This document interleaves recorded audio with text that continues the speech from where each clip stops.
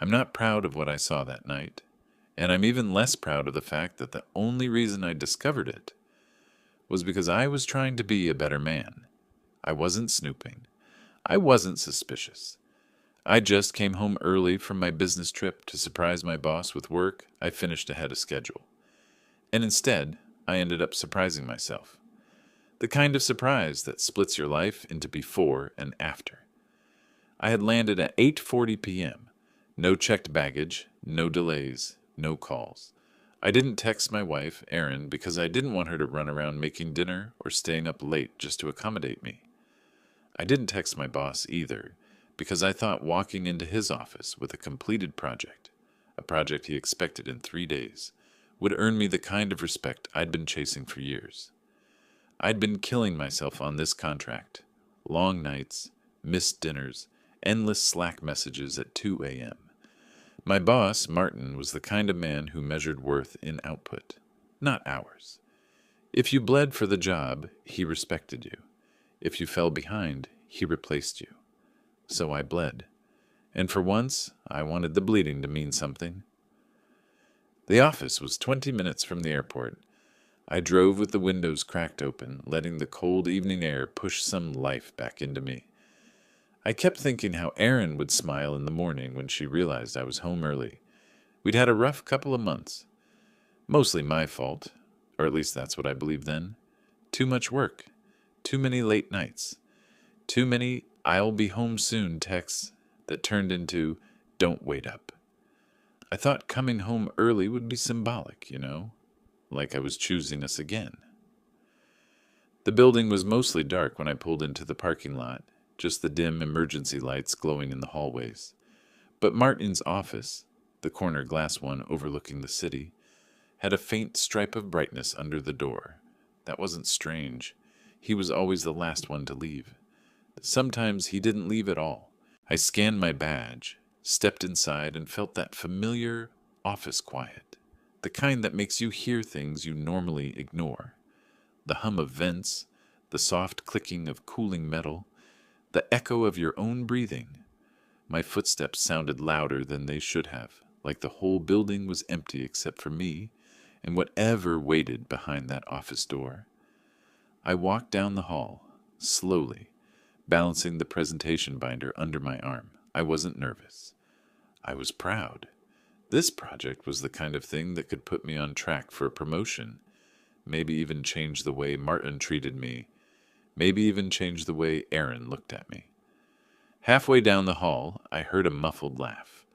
A woman's laugh, then a low voice too soft to identify. I stopped. Not because it was suspicious, but because it didn't match the hour. Nobody else worked this late except a few junior analysts, and their laughter usually sounded tired and accidental. This laugh was warm, familiar, a laugh I'd heard in restaurants, in our kitchen, in bed. My stomach tightened. Not in fear, in confusion. I wasn't the jealous type, but something about that sound in this building at this hour felt misplaced. I took another step, then another. The closer I got, the clearer the sounds became. A quiet exhale, a soft thud, a breathless whisper. I couldn't make out words, just tones, and they were wrong for a workplace.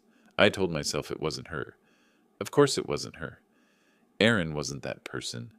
Martin wasn't that stupid. And even if something was happening, why here? Why now? Why the place where I worked? Where everyone knew me? Where cameras watched the hallways? I reached the door. The lights inside were dimmed, not off, just low enough to blur silhouettes. My hand was already halfway to the handle when I froze. I don't know why I did it, but I leaned forward instead and looked through the narrow strip of glass beside the frame. Just enough space to see without being seen. At first, I didn't register what I was looking at. Two figures, close, too close. Her hair, his hands, her voice. His chair pushed back, her knee over his thigh, his palm on her hip, her head tilted the way she tilted it when she kissed me. Slow, searching, familiar, a rhythm I knew because it used to be mine. There was a moment, maybe 2 seconds, where my mind refused to connect the shapes. Like my brain hit a wall it didn't want to climb. But then she laughed, the same laugh I'd heard a minute ago, and everything sharpened. I didn't gasp. I didn't step back. I didn't burst in or shout or slam my fist on the door. My body did the opposite. It went perfectly still, like someone pressed pause on every muscle I had. Martin leaned back in his chair, lips on her neck, fingers tracing her spine. Aaron whispered something in his ear, and he smiled. I'd never seen him smile like that at work. Warm, relaxed, human. I don't remember breathing. I don't even remember blinking. I just remember realizing, with brutal clarity, that the project in my hand, the one I'd killed myself to finish, was for a man who'd been sleeping with my wife. And the woman I thought I was trying to win back wasn't even mine to lose anymore. I stepped away from the door slowly, careful not to make a sound. My pulse wasn't racing, my hands weren't shaking. It was nothing like the movies. It was cold, calm, almost clinical. I walked back down the hallway the same way I came, quiet, steady, invisible. At the exit, I looked back just once. The office hallway was still empty. The only difference was me. I walked out, got in my car, and drove home. Early from a trip that no longer meant anything. But that was just the beginning. I drove home on autopilot. I couldn't have told you a single song that played on the radio, or a single light I stopped at. My brain tucked the image of them away somewhere behind my eyes and wrapped it in numbness. People think rage is loud.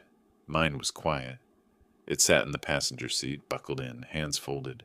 When I pulled into our driveway, all the house lights were off.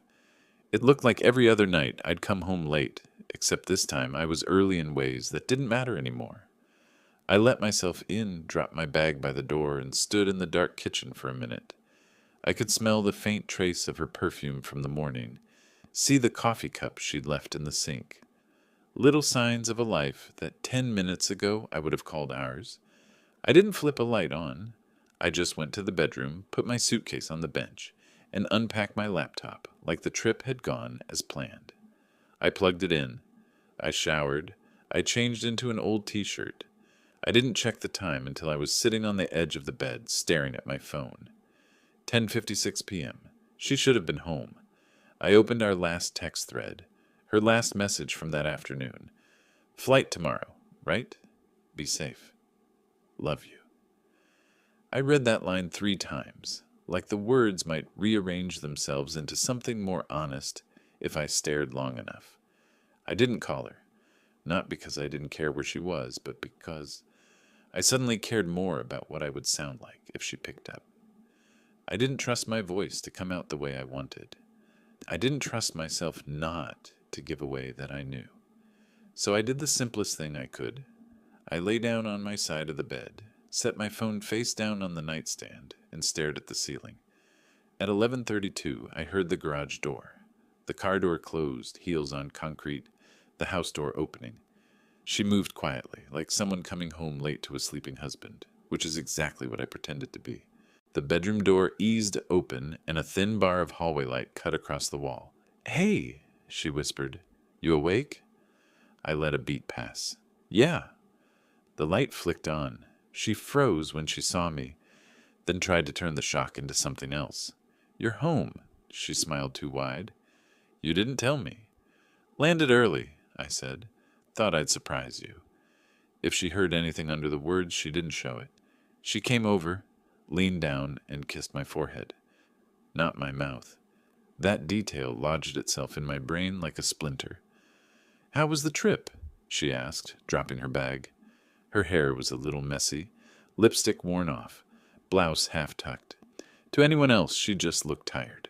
"It was work," I said. "Same as always." She started talking about traffic, about a late client call that apparently kept her out, about how she'd been planning to clean up before I got back. The lies were small, almost boring. That made them worse. These weren't panicked improvisations. These were scripts she already had ready. "I didn't want to bother you on the road," she added. "Figured you'd be exhausted." "I am," I answered. "We can talk tomorrow." She took that as mercy. I meant it as a countdown. She changed in the bathroom, the shower running a little longer than necessary. Maybe she thought water could wash off what she'd been doing 2 hours earlier. She slid into bed, facing away from me, like she always did. Habit is a powerful disguise. It took me a long time to fall asleep, not because I was replaying the scene in Martin's office. I actually tried not to. What kept me awake was math. How many times had they met like that? How many late client calls were just him? How many nights had I been across the country while my own life happened without me? In the morning, she made coffee like nothing had changed. She stirred sugar into my mug, put it in front of me at the table, and sat opposite with her phone face down. Her hair was damp, her face bare, the version of her I used to find the most honest. "So," she said lightly, "did you impress Martin?" "Didn't see him," I replied. Her shoulders loosened a fraction. It was small, but I saw it. Once you've watched someone betraying you through glass, micro-expressions stop being subtle. We went through the usual motions. My trip, her week, stupid jokes about airline food. I watched her talk the way I used to watch presentations at work, studying not just the content, but the structure. "I'm glad you're back," she said, reaching out to touch my hand. "Yeah," I said. "Me too." She went to shower for work. I stayed at the table, staring at a knot in the wood, feeling irritation spread under my skin like a slow burn. Not just at her, at myself, at how easily I let people write over my time, my energy, my boundaries. I'd spent years trying to keep the peace. I didn't realize I was the one being evacuated. When the water started running, I picked up her phone. I didn't slam it open like a movie scene. I didn't shake. I just entered the passcode I already knew, because we were open like that, apparently in only one direction. No messages from Martin, no missed calls, no obvious trail. It took me a second to realize why.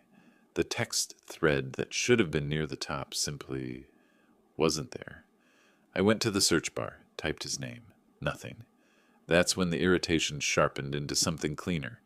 She hadn't just been cheating, she'd been curating, deleting, managing the stories she thought I'd see. I opened her call log. There he was multiple times over the last few weeks. Late evenings, early mornings, calls that were just short enough to be about work and just long enough to be about something else. I took screenshots and sent them to myself. Email, subject blank. I checked her calendar app. 2 events tagged Meet Client. At times I knew for a fact she didn't have clients. One of them lined up perfectly with the night I'd had to cancel our dinner because of a last-minute flight change. I remember apologizing to her for that. It landed differently now. By the time she came back out wrapped in a towel, I was rinsing my mug at the sink like nothing had happened. "That shower felt amazing," she said. "You heading into the office?" "Yeah," I answered. "I want to get ahead of a few things." She smiled, relieved. "You're always ahead of things." Not this, I thought. Not anymore. On the drive to work, I felt something like a second click inside me. The first had been at the office door. This one was quieter, but more important. It said, "You're not powerless here." I parked 2 blocks away from the building and just sat there with the engine off, watching people go in. I thought about storming into Martin's office and ending it right then, throwing the truth on his desk, on hers, watching them scramble. I imagined the shouting, the excuses, the tears. That would have been the TV version. The real version would end with me jobless, them united against the overreacting husband, and HR treating it like a messy personal dispute. They already had the power. They'd just proven what they were willing to do with it. So I didn't go in guns blazing. I went in through the side entrance, swiped my badge, and walked straight past Martin's office without looking at it. I sat at my desk, opened my laptop, and backed up every piece of work I'd done on the current project to an external drive I kept in my bag. Emails, drafts, contracts, timestamps, all of it. Then I opened the internal messaging app and scrolled back through months of conversations with him.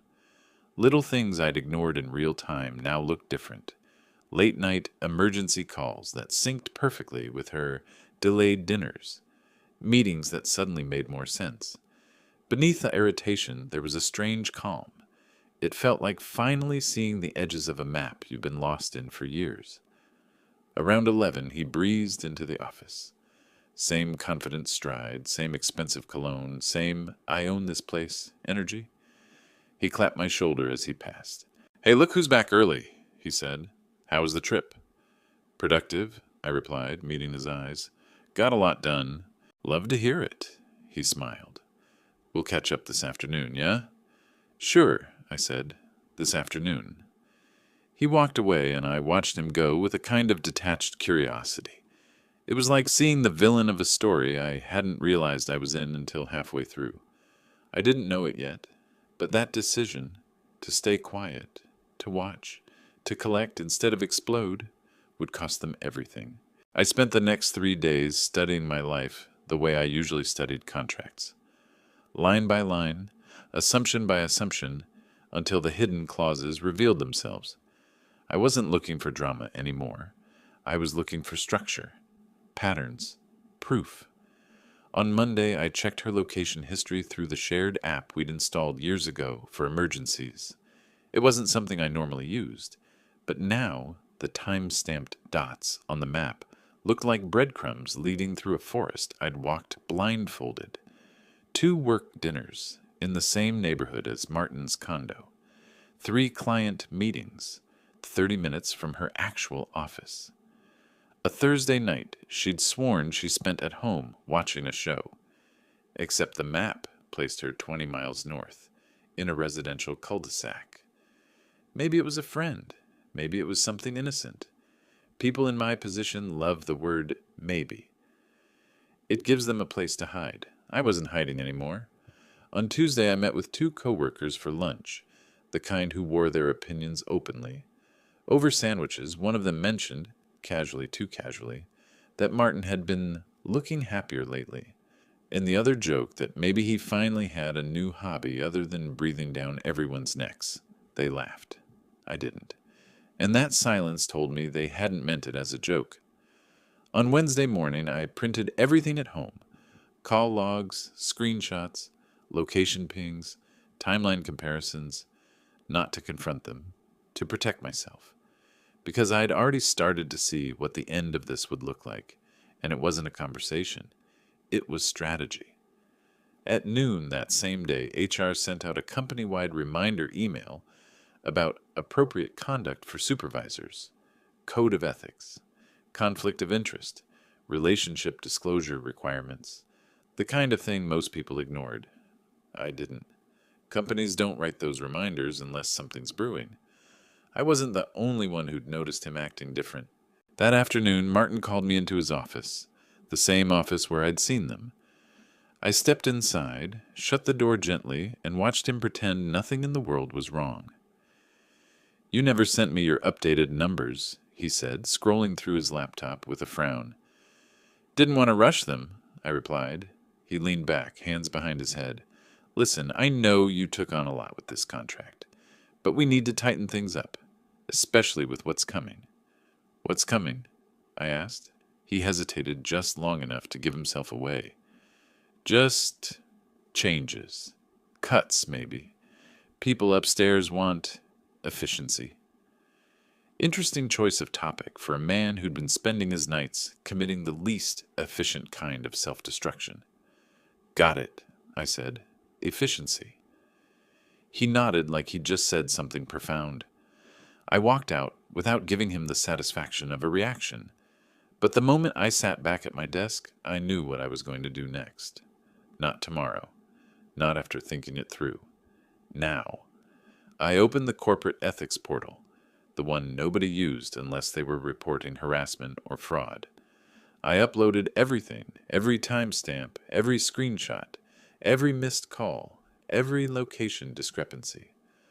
I listed every meeting where Martin's decisions felt compromised, every project where his judgment shifted strangely after late nights, every time he delegated something blindly, distractedly, carelessly.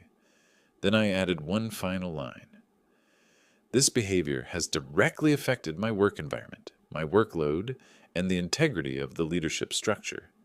I am submitting this in good faith, to protect the company from a conflict of interest and potential legal exposure. No anger, no accusations, just facts sharp enough to cut through the building.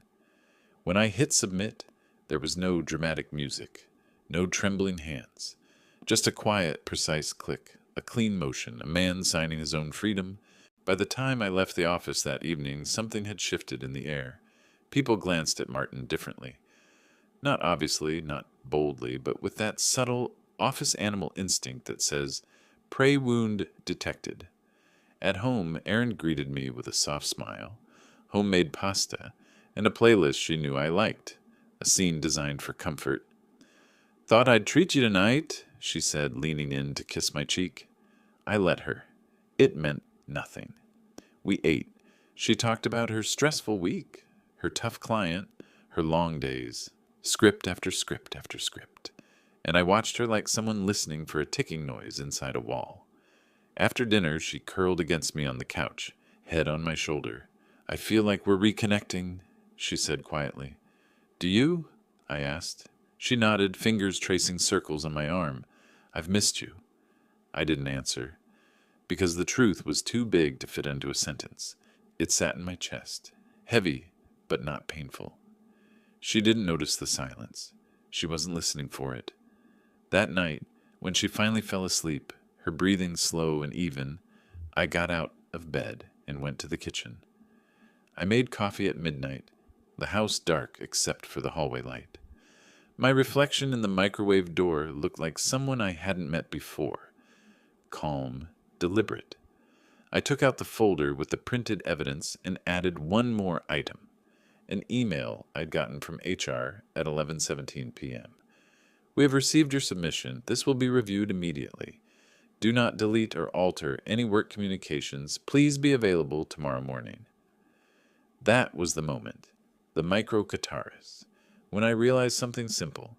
I wasn't just reacting anymore. I was building something, a boundary, a reckoning, a quiet rewriting of the story they thought they controlled. The next morning, I arrived at the office early. Too early, but I needed to see it happen. At 8:06 a.m., 2 HR officers walked into Martin's office and closed the door behind them. At 8:11, someone shut the blinds. At 8:19, his voice rose, sharp, defensive, cracking. At 8:22, silence. At 8:27, the blinds opened again. An HR manager stepped out, expression neutral. Martin followed behind her, not looking at anyone. His face was pale, his jaw locked, his confidence stripped down to the bone. He walked past me without a glance. He couldn't meet my eyes. He already knew. A minute later, my phone buzzed with a short message from an unknown number, a number I knew by shape and timing. "We need to talk." I stared at it for a long moment, then put my phone face down on the desk. They thought I was gone. I wasn't. When I finally replied to her text, it wasn't that same afternoon. It wasn't that night. It wasn't even the next morning. I waited until Saturday, 2 days after Martin was escorted out of the building with a cardboard box and a face that looked like it had been erased. The company announced leadership restructuring. People whispered, desks shifted. A director from the West office stepped in as interim supervisor, and just like that, the man who had been untouchable became a rumor. By the end of the week, he was gone. Erin didn't know any of this yet. She only knew something was wrong. She felt it in the way I moved around the house, quiet, precise, unfazed. She tried to mirror me, softer touches, careful questions, longer hugs. But sincerity can't be imitated, and she could tell I no longer lived inside the space she was trying to return to. On Saturday, she finally said it out loud. "Grant, you're different." We were sitting at the kitchen table. Morning sun, empty plates between us. She pushed her hair behind her ear the way she always did when she was nervous. "Can we talk?" she asked. She didn't know I'd been waiting for those 3 words. "Yeah," I said. "We can." She folded her hands, then unfolded them. I feel like you're pulling away. I feel like I'm losing you." "You did," I wanted to say, in an office with the blinds half closed. Instead, I asked, "Why do you feel that way?" She hesitated. "You're calm. Too calm. It's like you're not attached anymore. Like you're here, but not here." I nodded once. "I know." She swallowed. "Did I do something?" The question hung there, a clean, exposed truth she wasn't ready to touch. "I think you know the answer," I said. Her face went slack. Not denial, not confusion, just the slow dawning of a reality she had already suspected. A reality she'd hoped would stay unspoken. "What? What do you mean?" she whispered. I stood up, walked to the drawer, and pulled out the folder. The same folder I'd built late at night while she slept inches away from me. I set it on the table. She stared at it like it was a grenade. "Go ahead," I said. "Look." Her hands trembled when she opened it. First the screenshots, then the location logs, then the call history. 2 pages in, she stopped breathing. 3 pages in, she told the truth with her silence. Finally, she shut the folder, slid it toward me, and said the first honest thing I'd heard from her in months. "I'm sorry." Not dramatic, not tearful, not pleading, just a small, exhausted confession. I sat back down. "I know. Grant, I messed up. I know I did. I can fix this, please. Let me fix this." "We're past fixing," I said gently. She shook her head quickly, desperately. No, please. Talk to me. Yell at me. Be angry. Anything. Just don't do this quietly." Quiet scared her. Quiet meant the verdict had already been written. "I'm not angry," I said. "I'm done." Her eyes flooded. "I made a mistake. A stupid, horrible." "You made a series of choices," I corrected. "You covered them, deleted them, repeated them. That's not a mistake. That's a pattern." She covered her face with her hands. "I didn't want to lose you." "You already had," I said. "You just didn't notice." For a long time, neither of us spoke. The house felt different, lighter, almost. Like air finally moving through a room that had been sealed too long. When she finally lowered her hands, her voice was a whisper. "Is there someone else?" I almost laughed. "No. There doesn't need to be someone else for me to leave a place I'm not respected." She flinched. "So, what now?" I reached into my pocket, pulled out the envelope I'd prepared, and slid it to her. She opened it slowly. Divorce papers. She didn't cry the way I expected.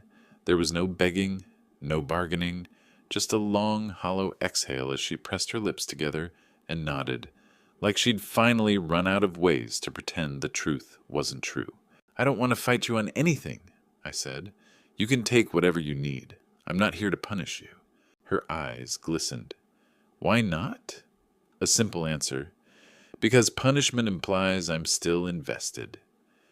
Something in her expression cracked. Not theatrically, not loudly, but in a quiet, internal way. The kind of breaking that doesn't make sound, but leaves a mark. She reached across the table, fingers trembling. "Can we at least talk about it? About us?" "We did," I said. "You just didn't know it." A long silence, and then the micro-catharsis. Something in her gaze shifted from pleading to acceptance. A tiny, painful clarity. "You're really leaving," she said softly. "I already left," I replied. "The rest is paperwork." She wiped her eyes with her sleeve, nodding slowly. "I never thought you'd be the one to walk away." "I know," I said. That was the problem. She didn't follow me when I stood, didn't grab my arm, didn't protest. She just sat there at the kitchen table, staring at the divorce papers, like they were the last page of a book she didn't realize she was in. I packed 2 bags, clothes, essentials, nothing sentimental. When I walked back through the living room, she was still at the table. "Where will you go?" she asked. "To a place that feels like mine," I said. "Will you ever talk to me again?" "When there's something to say." Her voice cracked. "Grant, I did love you." "I believe you," I said. "Just not enough." When I stepped outside, the air felt cleaner. The sky looked wider. The weight I'd been carrying for months, maybe years, lifted with every step toward the car. I didn't slam the door. I didn't look back. The engine turned, steady and calm, like it understood something had realigned. As I pulled away from the house, the life I'd been patchworking together, I realized something simple and liberating. Peace isn't a reward, it's a decision, and I had finally made it. I drove with the windows down, the wind cold against my face, the world opening up ahead of me like a road that had been waiting a long time. No more auditions in my own home. No more carrying two people alone. No more being last to know a story written about my life. Just quiet. Just clarity. Just me. Steady hands on the wheel. A future that finally felt like it belonged to someone who had stopped apologizing for wanting respect. And then for the first time in weeks, I smiled. I wasn't lost. I wasn't broken. I was free.